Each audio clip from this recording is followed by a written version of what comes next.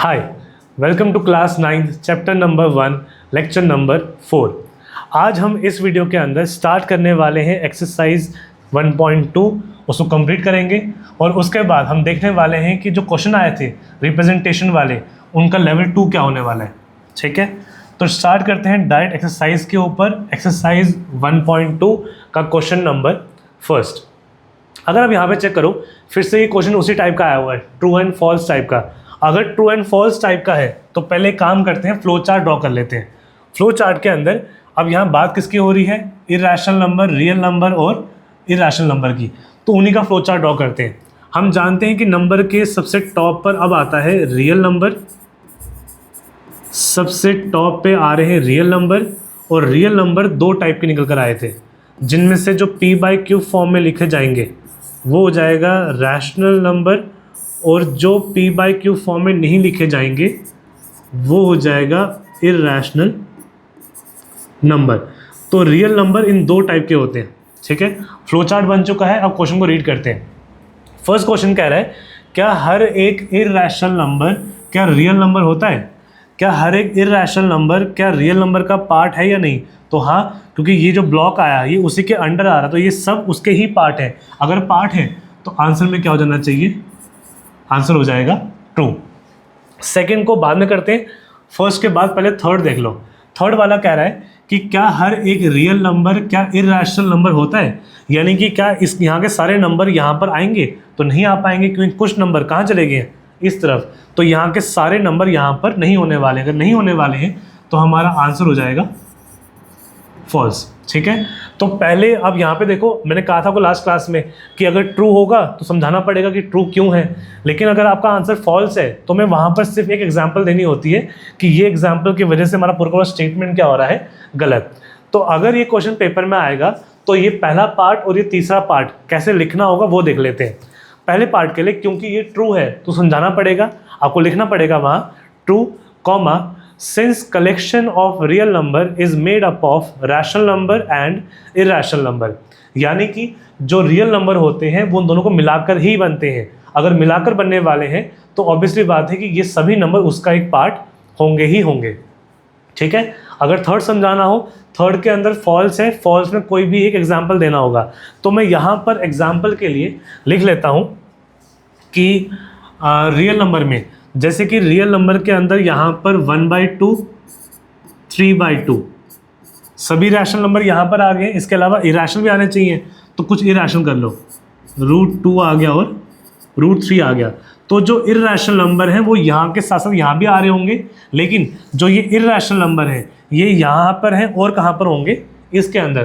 तो हम लिख सकते हैं कि 1/2 एंड 3/2, क्योंकि ये रैशनल नंबर है तो ये उस इरैशनल के अंदर नहीं आ पाए, देयरफॉर हमारा स्टेटमेंट क्या हो जाएगा, गलत। तो लिखोगे आप कि 1/2 and 3/2 are real number but not irrational number. ठीक है, अब जो हमारे पास ये सेकंड पार्ट था, सेकंड पार्ट कैसे करना होगा वो देखो। सेकंड पार्ट बोल क्या रहा है कि क्या आप हर एक पॉइंट, जो नंबर लाइन के ऊपर हर एक पॉइंट है, क्या आप उसको लिख सकते हो इन द फॉर्म ऑफ, यहाँ पे m नहीं आएगा, in the form of √m, जहाँ पर वो m किसको बोल रहे हैं, m कोई भी नेचुरल नंबर हो सकता है। तो ठीक है, चेक कर लो नंबर लाइन पे क्या क्या नंबर आते हैं, लिस्ट बना लेते हैं। यहाँ पर आते हैं हमारे पास 0, नंबर लाइन का ही पार्ट है। यहाँ पर आएंगे 1 2, नंबर लाइन का पार्ट है। -1 -2 नंबर लाइन का पार्ट है, और इनके बीच में आएंगे रैशनल नंबर 1/2, वो भी नंबर लाइन का पार्ट है। हमें चेक करना है कि क्या आप सभी नंबर को चेंज करवा कर लिख पा रहे हो इस तरीके से कि उनके ऊपर क्या दिखे हमें, रूट। यहाँ से ट्राई करते हैं। सबसे पहले हमारे 1 होगा, तो 1 को आप लिख सकते हो √1, क्योंकि √1 भी क्या हो जाता है, 1 ही हो जाता है। तो मैंने 1 को चेंज करवा दिया रूट की फॉर्म में, यानी कि 1 तो हो गया हमारे पास। अगर 2 करवाना है तो 2 को अगर रूट की फॉर्म में चेंज करवाना है तो यहाँ करवाना पड़ेगा 2 की जगह पर 4। क्यों? क्योंकि √4 जब कटेगा 2 के साथ तब क्या बनेगा जाकर 2। तो मैंने 2 को भी रिप्रेजेंट करवा दिया है इरैशनल की फॉर्म में, रूट की फॉर्म में। अब क्या करना है, हमें 0 चेक करवाना होगा। 0 अगर देखा जाए तो √0 बन तो सकता है, लेकिन नहीं कर पाएंगे। क्यों? क्योंकि क्वेश्चन के अकॉर्डिंग जो भी आप रूट के अंदर लिखने वाले हो m, वो m क्या होना चाहिए, नेचुरल नंबर। तो मैं 0 का यूज़ नहीं कर सकता। अगर ज़ीरो का यूज़ नहीं कर सकता हूँ तो मैं ज़ीरो नहीं बना पाऊँगा। सेम रीज़न यहाँ पे देखो, -1 चाहिए तो मैं बीच में क्या करूँ, -1 रखूँ क्या? -1 नहीं रख सकते हैं, क्यों? क्योंकि -1 नेचुरल नंबर नहीं होता, तो अगर -1 नहीं रख पा रहे हो तो 1 तक आप नहीं आ पाओगे। 1/2 की बात करें तो 1/2 बन तो सकता है, लेकिन बीच में क्या रखना पड़ेगा, 1/4। ये 1/4 कट कर क्या बचेगा, 1/2। लेकिन आप जो अंदर नंबर रख रहे हो वो नंबर फ्रैक्शन में नहीं हो सकता है, वो नंबर किस फॉर्म का होना चाहिए था, रैशनल नंबर। देयरफॉर ये भी नहीं आ पाएंगे। तो नंबर लाइन में सभी नेगेटिव नंबर, जीरो और सभी रैशनल नंबर इस फॉर्म में नहीं आ पा रहे हैं, सिर्फ पॉजिटिव नंबर आ पा रहे हैं। तो हमारा आंसर क्या लिख दोगे आप इसको, फॉल्स। ठीक है, अगर ये पेपर में आएगा तो वहां पे कैसे लिखना होगा, आप लिख सकते हो false comma since numbers like 4/3 यानी कि फ्रैक्शन नंबर, फिर -2 -6/7 यानी कि negative number, and 0 are not of the form √m where m is any rational number. I hope आपको ये पहला क्वेश्चन समझ में आया होगा, इसको आप नोट कर लो। इसके बाद फिर हम बढ़ते हैं क्वेश्चन नंबर 2 की तरफ। इसके बाद कर लेते हैं क्वेश्चन नंबर 2।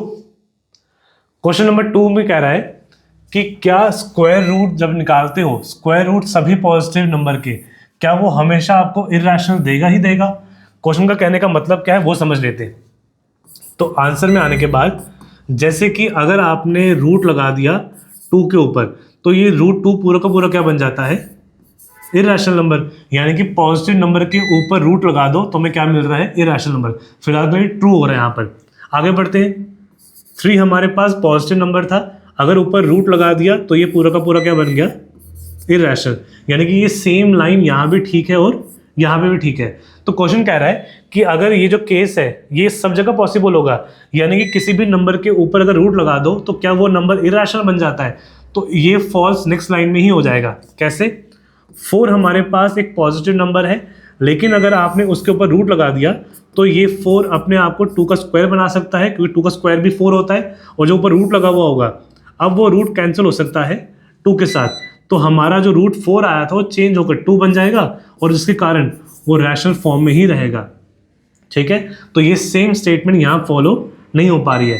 इसके अलावा और फॉलो कहाँ पे नहीं होगी, कोई भी ऐसा नंबर जो परफेक्ट स्क्वायर है, जैसे कि रूट परफेक्ट स्क्वायर क्या हो जाएगा, 4 के बाद आता है 9, 9 के बाद 16, 16 के बाद 25, 4 होता है 2 का, 9 होता है 3 का, तो यहाँ पे आ जाएगा 9।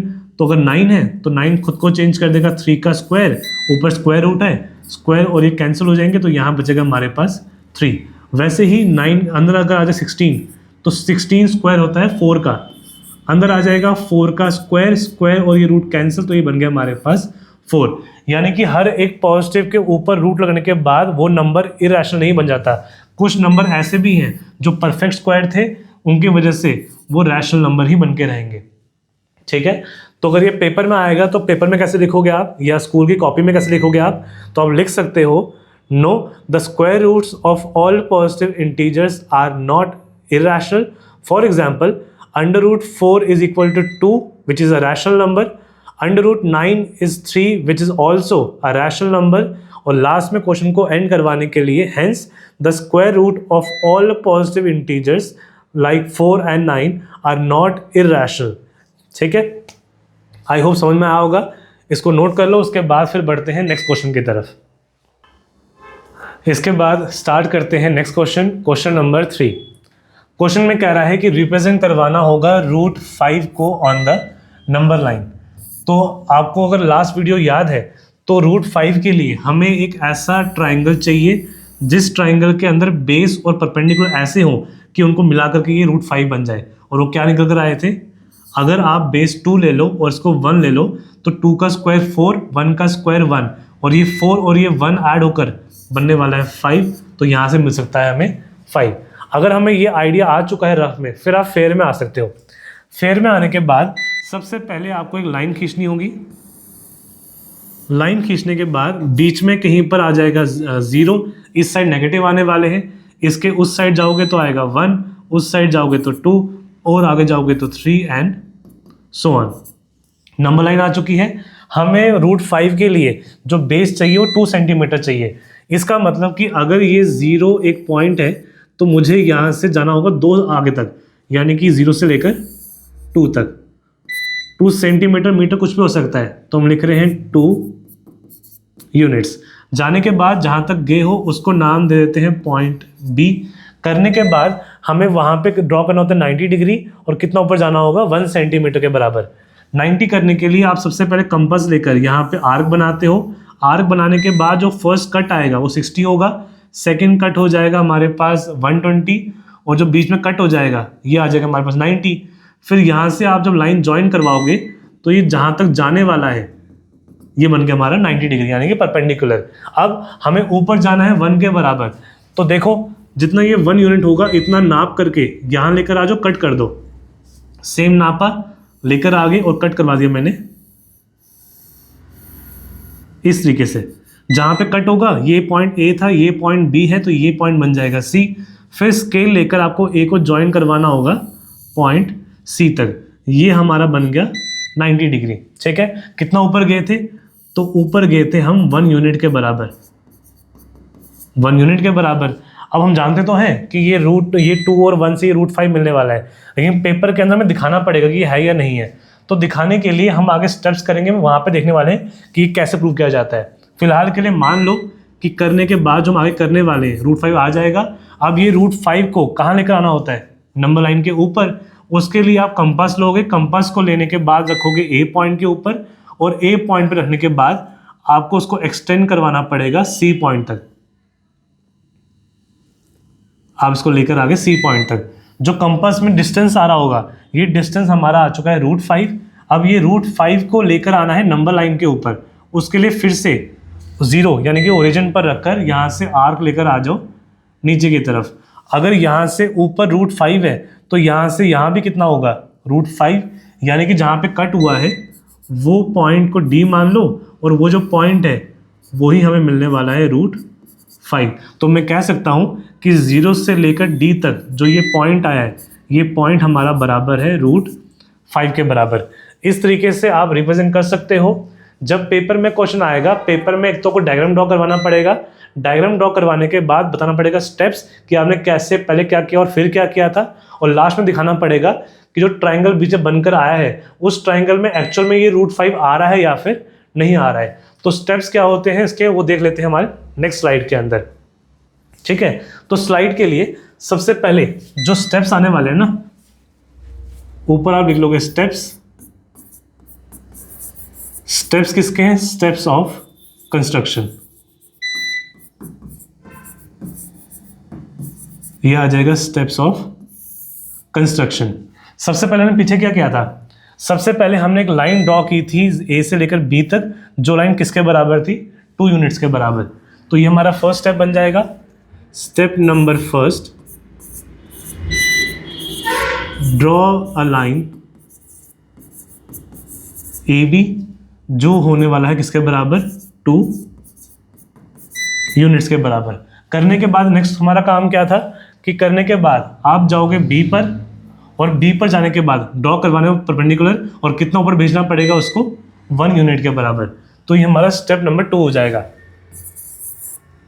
सबसे पहले चले गए पॉइंट बी पे, एट पॉइंट बी वहां पर ड्रॉ करवाया परपेंडिकुलर, तो ड्रॉ अ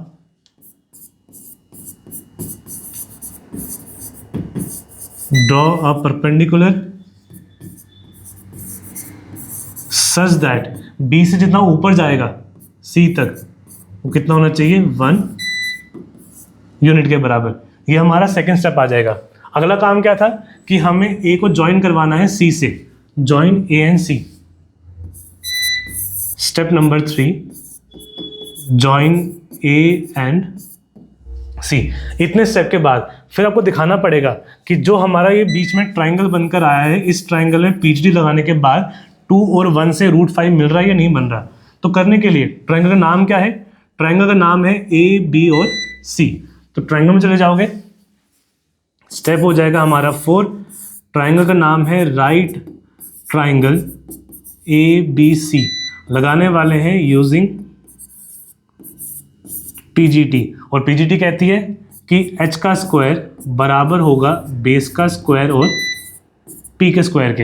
एच की बात करें तो एच वही जो हम निकालने वाले हैं, यहाँ पे चेक करो, ये एच क्या था, ए से लेकर सी तक, ये हमारा एच है। तो आ जाएगा ए सी का स्क्वायर। बेस की बात करें तो नीचे वाला बेस होता है, तो ये हमारा कितना किसके बराबर था, 2 के बराबर। बेस आ जाएगा 2 और ये पी आना चाहिए 1। तो वैल्यू को लेकर यहाँ पर आ जाओ, बेस के जगह पर आ गया 2 का स्क्वायर और पी के जगह पर आ गया 1 का स्क्वायर। अब इसको सॉल्व कर लेते हैं। तो ये ए सी का स्क्वायर वैसे का वैसा ही रहेगा, 2 का स्क्वायर हो जाएगा 4 और 1 का स्क्वायर हो जाएगा 1 और 4 + 1 होता है 5। यहाँ पर आ गया ए सी का स्क्वायर, और जब स्क्वायर इक्वल टू के उस साइड पर जाता है तो वहाँ जाके बनता है √5। इसका मतलब जो हमने निकाला हुआ है, जो हमारे पास ट्राइंगल आया था वो ए सी एक्चुअल में कितना है, √5। तो लास्ट का हमारा बन जाएगा कि जो ये ए सी आया हुआ है इसको लेकर हम कहाँ पर आए थे, डी के ऊपर। तो क्या लिखने वाले हो कि पॉइंट ए पर जाओ, कंपास को ओपन कर लो सी तक और एक आर्क लेकर आ जाओ नंबर लाइन के ऊपर, और जहाँ कट करेगा वही हमारा नंबर √5 होने वाला है। तो ये हमारा लास्ट स्टेप बन जाएगा। लास्ट स्टेप को मैं यहाँ लिखवा रहा हूँ, 1 2 3 4 और अब आ जाएगा स्टेप नंबर 5। उसके लिए जाओगे एट पॉइंट स्टार्टिंग वाला ए, कंपास को खोलना है, कंपास खोल के रेडियस बनाना है विद रेडियस। ए से कहाँ तक एक्सटेंड करवाया था, सी तक, ए सी, और फिर आपको एक arc, draw an arc on the number line. एक आर्क ड्रॉ करवाया, उसको लेकर आ गया आप नंबर लाइन के ऊपर, और जहाँ पे कट करने वाला है वो पॉइंट हमारा कौन सा था, पॉइंट बी। रिप्रेजेंट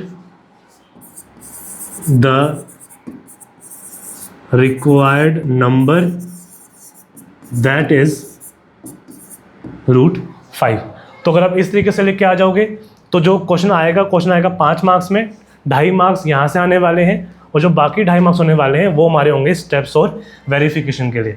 ठीक है, तो यहाँ तो नोट कर लो, इसके बाद फिर आगे बढ़ते हैं।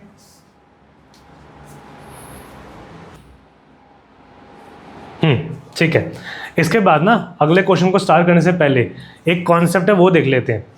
हमने अभी तो जो क्वेश्चन किए थे रिप्रेजेंट करवाने वाले वो हमारे आ रहे थे लेवल 1 के अंदर। अब देख लेते हैं कि लेवल 2 में कौन आने वाला है।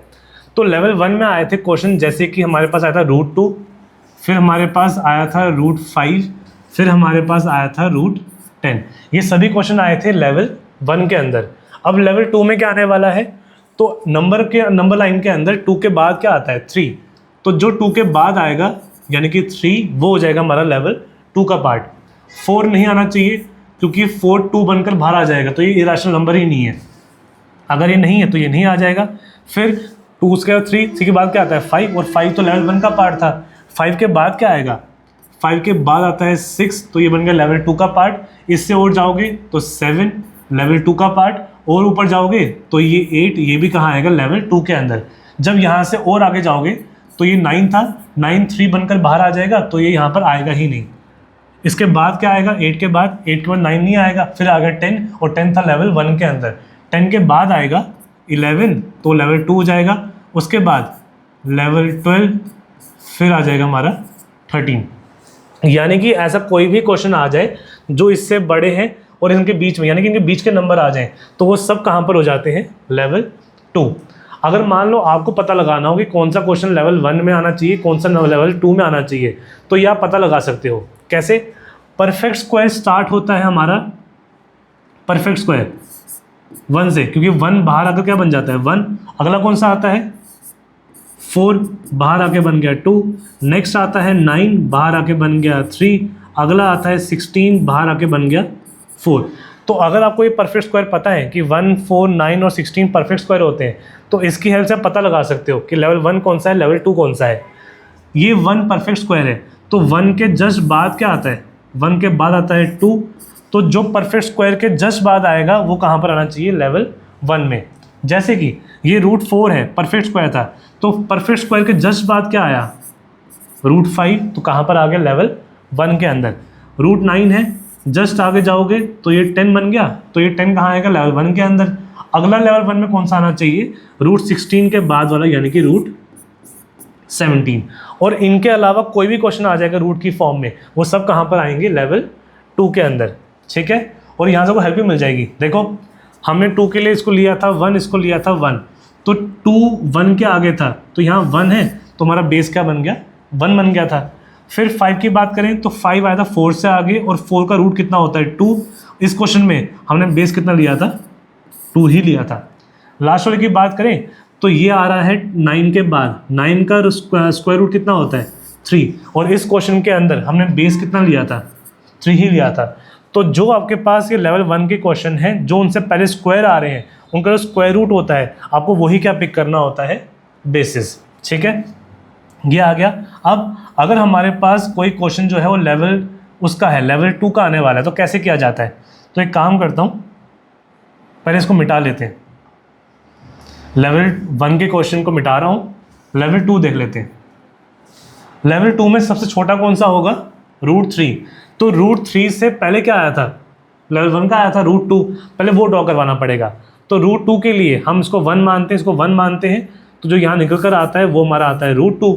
अब अगर आप ऐसा ही ट्राइंगल इसके ऊपर एक और बना दो, यानी कि यहाँ पर गए, यहाँ पे 60 और यहाँ पे 120, अब ये लाइन टेढ़ी है, तो टेढ़ी लाइन का 90 कहाँ जाएगा, ऐसा कहीं जाना चाहिए, तो यहाँ जाओगे तो बीच में आ गया 90, जब ज्वाइन करवाया तो ये जाएगा 90। फिर ये √2 है, यहाँ से 1 ऊपर आए थे, अब यहाँ से भी 1 ऊपर जाओगे, तो 1 ऊपर जाने के बाद जब कट करोगे तो ये हमें मिलेगा पॉइंट, ये पॉइंट हमारा ए होता है, ये पॉइंट हमारा बी हो जाएगा, ये सी, तो ये डी हो गया। अब लास्ट वाले में ज्वाइन करवा दो ए को डी के साथ। अगर पहले ट्राइंगल से आपको √2 मिला है, तो अगले ट्राइंगल से क्या मिलेगा आपको, नेक्स्ट नंबर √3। और ऐसे ही अगर आप एक स्टेप और ऊपर जाते तो 2 3, तो नेक्स्ट मिलता है आपको √4, जो कि क्या होता है 2। आप ट्राई करके देखना कि जब बनाओगे ना, तो ये स्केल का एक्यूरेट कितना मिलेगा आपको, 2 सेंटीमीटर के बराबर। यहाँ चेक करो, अगर √6 ड्रॉ करना है, तो √6 से पहले कौन सा आया था लेवल 1 के अंदर, √5 आया था। √5 के लिए आप ये 2 मानते हो, ये 1 मानते हो, तो ये निकल कर आया था √5। इसके ऊपर चले जाओ अगर, तो यहाँ बनाया 60 120, 20 से बनाओगे तो जाएगा 90। करने के बाद यहाँ से 1 सेंटीमीटर ऊपर, तो यहाँ से भी 1 सेंटीमीटर ऊपर, जहाँ आ रहा है कट करवा दिया। करने के बाद ज्वाइन कर दो, और फिर यहाँ से लेकर आ जाओ आप एक और लाइन, यानी कि पहला ट्राइंगल अगर 5 दे रहा है, तो नेक्स्ट ट्राइंगल क्या देगा, 6। 7 ड्रॉ करना है, तो एक स्टेप और ऊपर चले जाओ, एक स्टेप और ऊपर चले जाओगे, ये 5 ये 6, तो ये कितना मिल जाएगा आपको, 7। 8 चाहिए, तो ऐसे ही एक ट्राइंगल आप और ऊपर जा सकते हो, वो आपको मिल जाएगा √8। तो कहने का बात ये है कि अगर आपको बेसिक आते हैं, यानी कि आपको √2 बनाना आता है, √5 आता है, √10 आता है, तो आप उनको ड्रॉ कर कर एक एक स्टेप ऊपर जाकर इनमें से कोई भी ड्रॉ करवा सकते हो, ठीक है। एक क्वेश्चन देख लेते हैं। क्वेश्चन हमारे पास √3 के लिए था, तो √3 के लिए सबसे पहले आपको लाइन ड्रॉ करनी पड़ेगी, नंबर लाइन आ जाएगी हमारे पास, बीच में आ जाएगा 0, यहाँ से जाओगे तो वहाँ पे 1, उतने ही गैप पे आ जाएगा 2, आगे आ जाएंगे बाकी के नंबर्स। फिर √3 के लिए उससे पहले इजी कौन सा आता है, √2 वाला, और √2 में हमें बेस चाहिए होता है 1, तो 0 से चले जाओ 1 तक, जो जा रहे हो ये बन जाएगा हमारा पॉइंट बी। वहाँ पे जाने के बाद यहाँ पे बनाओगे आर्क 60 120, तो बीच में मिलेगा 90, इनको ज्वाइन करवा दो, ये बन गया आपका 90 के बराबर। अगर ये 1 यूनिट है, तो यहाँ से ऊपर भी कितना जाओगे आप, 1 के आसपास, तो सेम मेजर करवा कर यहाँ पे कट करवा दो, जहाँ पे कट होगा वहाँ से एक लाइन ज्वाइन कर दो, ये आपका लाइन बन गया। और क्योंकि ये बराबर है बेस के, तो लिख सकते हो कि हमारे केस में ये वाला है 1 यूनिट, और इसके अकॉर्डिंग जो ये निकल कर आया हाइट, ये भी हमारे पास आया 1 यूनिट। पॉइंट हमारा सी है। जब ये 1 होता है, ये 1 होता है, उस केस में जो हमें यहाँ से मिलने वाला है हाइपोटेन्यूज, वो हम जानते हैं कितना है, √2। ये हम लास्ट वीडियो में कर चुके हैं, ठीक है। अब अगर √3 चाहिए, तो 2 से अगर मैं एक स्टेप ऊपर जाऊँगा तो मुझे क्या मिलने वाला है, √3 की वैल्यू। उसके लिए आप चले जाओगे इस AC लाइन के ऊपर, और AC लाइन में C के ऊपर जाकर वहाँ पे बनाना होगा कर्व। तो ये कर्व आ गया, फर्स्ट देगा इस साइड 60 की तरफ, ये देगा आपको 120 की तरफ, दोनों के बीच में मिलने वाला 90। तो यहाँ से चले जाओगे आप एक स्टेप और ऊपर। नीचे से गए थे 1 सेंटीमीटर ऊपर, तो यहाँ से भी जाना आपको 1 सेंटीमीटर ऊपर। तो सेम इतना मेजर कर कर यहाँ पर आ जाओ और जहाँ पे आ रहा है वहाँ पे कट करवा दो। कट करवाने के बाद उस लाइन को ड्रॉ करवा दिया, और जहाँ तक ये लाइन जाने वाली है उस लाइन को नाम दे देते हैं ABC था, ये हो जाएगा पॉइंट D। फिर A से लेकर चले जाओ कहाँ तक, D तक, AC तक। अगर ये √2 है तो जो नेक्स्ट ट्रायंगल आएगा उससे मिलने वाला है √3। अब ये डिस्टेंस √3 है, लेके कहाँ पे आना होगा, नंबर लाइन के ऊपर। उसके लिए आप यूज़ करने वाले हो कंपास का। कंपास लेकर आगे यहाँ पे रखा, अब यहाँ से नापना कहाँ तक है, D तक, तो ले जाओ ऊपर की तरफ। D तक नाप दिया। जो ये कंपास दिख रहा होगा ना, ये कंपास में कितना दिख रहा होगा, ये है √3 के बराबर। अब इसको लेकर आना है नंबर लाइन पे, तो फिर से यहाँ पे रखा, ओरिजिन जहाँ से नंबर स्टार्ट होते हैं, और यहाँ से आप लेकर आ गए हो एक आर्क। जहाँ पे कट करेगा ना, ये पॉइंट को नाम दे दो पॉइंट E, और जो ये पॉइंट है, ये पॉइंट ही क्या होगा, √3। और अगर आप यहाँ पे फर्स्ट से लेकर आते, अगर आप C से लेकर आते, तो जो यहाँ से कब मिलता, जो ये C से मिलने वाला है, ये कहाँ से आया, ये √2 के बराबर से आया, तो ये कितना आ गया, √2। यानी कि यहाँ से यहाँ तक ये √2 है, और यहाँ से वहाँ E तक वो हमारा क्या आ गया, √3। ठीक है। अब ये यूज़ कहाँ करने वाले हो इस कॉन्सेप्ट को, तो हमारे एक्सरसाइज का लास्ट क्वेश्चन है ये। लास्ट क्वेश्चन अगर देखोगे ना, तो पैराग्राफ में काफ़ी बड़ा है। क्या कह रहा है मैं यहाँ समझाता हूँ। क्वेश्चनिंग एक्टिविटी है जो हमें स्कूल में पेपर में नहीं आता है, ये हमारे समझने के लिए था। जो हम बनाने वाले हैं वो उसके अकॉर्डिंग जो हम यहाँ बनाएंगे वो है हमारा एक स्क्वायर रूट का स्पाइरल। ये क्या होता है, अगर आपने एक ट्राइंगल बनाया वो मिलेगा √2, ऊपर चलेगा एक ट्राइंगल वो मिलेगा √3, ऊपर जाओगे तो मिलेगा √4, ऊपर जाओगे तो मिलेगा √5।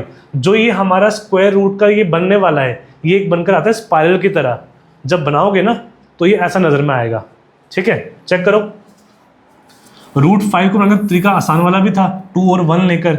ऐसे ही √10 का एक आसान तरीका भी तो है, 3 और 1 लेकर। अगर वैसे नहीं करना ना, तो आप सिंपली 1 से स्टार्ट करवा कर करते करते करते कहाँ तक पहुँच सकते हो, 10 से। जो आपका आंसर यहाँ से आएगा और जो आंसर वहाँ से आया था, दोनों ही आंसर एग्जैक्टली सेम मिलने वाले। ठीक। और जो ये बनकर आया, ये हमारे पास एक स्पाइरल है, और इस स्पाइरल को हम बोलते हैं क्या है, स्क्वायर रूट स्पाइरल। तो ये इसी के लिए था कि आप इस तरीके से जो चाहो वो बना सकते हो। मैं करते करते कहाँ तक पहुँच गया था, √17 तक। तो √17 भी मुझे कहाँ से मिल गया, √2 की हेल्प से ही मिल चुका है। ठीक है। इसी के साथ हमारी एक्सरसाइज ख़त्म हो गई है। आई होप आपको समझ में आया होगा। ये कुछ प्रैक्टिस के लिए क्वेश्चन है, ये आप घर पे ट्राई करना। √7 से पहले क्या आएगा, √6 से पहले क्या आएगा, √5। यानी कि 5 बनाओगे, उसको एक स्टेप ऊपर जाओगे तो √6 मिलेगा, एक स्टेप और ऊपर जाओगे तो क्या मिल जाएगा, √7। ये घर में ट्राई करना। √10 की बात करें तो √10 पहले ही लेवल 1 का क्वेश्चन है। लेवल 1 का मतलब कि आप एक ट्राइंगल ले लो, ट्राइंगल में ये हो जाएगा 3, ये हो जाएगा 1, वहाँ से डायरेक्ट क्या मिल जाएगा आपको, √10 मिल जाएगा। फिर √13 की बात करें तो √13 से पहले आया था √12 से पहले आएगा √11, और √11 से पहले कौन सा आएगा, 10। यानी कि जो आपने सेकंड क्वेश्चन में बनाया होगा उसको एक स्टेप ऊपर, एक और ऊपर, वहाँ से 3 स्टेप ऊपर आओगे तो क्या मिलेगा आपको, √13 मिल जाएगा। √17 की बात करें, 17 से जस्ट पहले परफेक्ट स्क्वायर कौन सा आता है, 16। तो 16 के ये बाद वाला ही है। यानी कि ये बन सकता है एक ऐसे ट्राइंगल से जहाँ पर बेस हो जाएगा 4, ये हो जाएगा 1, 4 का स्क्वायर मिलेगा आपको 16, 1 का स्क्वायर मिलेगा 1, और 16 और ये 1 को ऐड करवा कर क्या बन जाएगा आपका √17। तो ये होमवर्क है, घर में ट्राई करना। आई होप आपको ये वीडियो समझ में आई होगी। अब हम मिलने वाले हैं नेक्स्ट वीडियो के अंदर। तब तक के लिए thank you, have a nice day.